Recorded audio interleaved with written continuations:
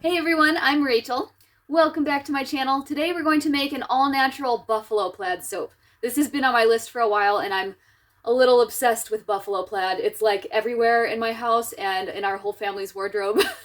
So I thought it was high time to make an all-natural buffalo plaid soap. So I went ahead and made 1/2 batch and cut them into squares, and I'm gonna stack these in the soap mold and then do every other row with a charcoal layer. So this is kind of it's a lighter color.